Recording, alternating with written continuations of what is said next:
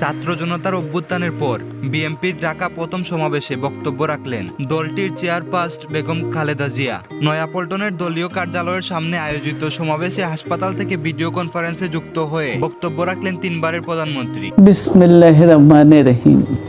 আসসালামু আলাইকুম।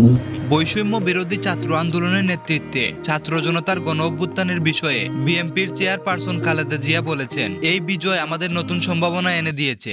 অবৈধ সরকারের কাছ থেকে মুক্তি পেয়েছি।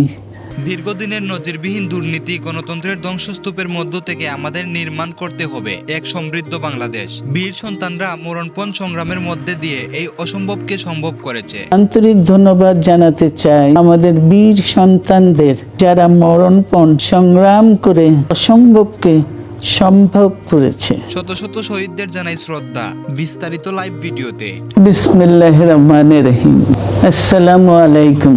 দীর্ঘদিন অসুস্থ থাকার পর আপনাদের সামনে কথা বলতে পারার জন্য আল্লাহর কাছে শুকরিয়া আদায় করছি। আমার কারাবন্দী অবস্থায় আপনারা আমার কারামুক্তি ও রোগ মুক্তির জন্য সংগ্রাম করেছেন, দোয়া করেছেন। সেজন্য আমি আপনাদের সকলকে ধন্যবাদ জানাচ্ছি।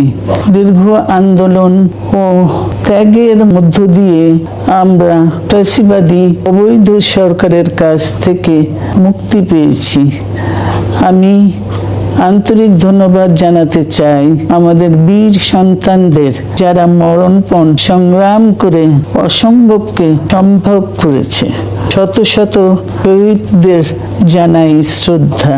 এ বিজয় আমাদের নতুন সম্ভাবনা নিয়ে এসেছে। দীর্ঘদিনের নজিরবিহীন দুর্নীতি, গণতন্ত্রের ধ্বংসের স্তূপের মধ্য থেকে আমাদের নির্মাণ করতে হবে এক সমৃদ্ধ বাংলাদেশ। ছাত্র তরুণরাই আমাদের ভবিষ্যৎ। তারা তরুণরা এই যে স্বপ্ন নিয়ে বুকের রক্ত ঢেলে দিয়েছে, সেই স্বপ্ন বাস্তবায়নে করতে মেধা, যোগ্যতা, জ্ঞান ভিত্তিক গণতান্ত্রিক বাংলাদেশ গড়ে তুলতে হবে। শোষণহীন সমৃদ্ধ বাংলাদেশ। সকল ধর্মের গোত্রের অধিকার নিশ্চিত করতে হবে। শান্তি, প্রগতি আর সাম্যের ভিত্তিতে আধুনিক বাংলাদেশ নির্মাণে আসুন আমরা তরুণদের হাত শক্তিশালী করি। ধ্বংস নয়, প্রতিশোধ নয়, প্রতিহিংসা নয়, ভালোবাসা, শান্তি ও জ্ঞান ভিত্তিক সমাজ গড়ে তুলি। আল্লাহ হাফেজ। বাংলাদেশ জিন্দাবাদ।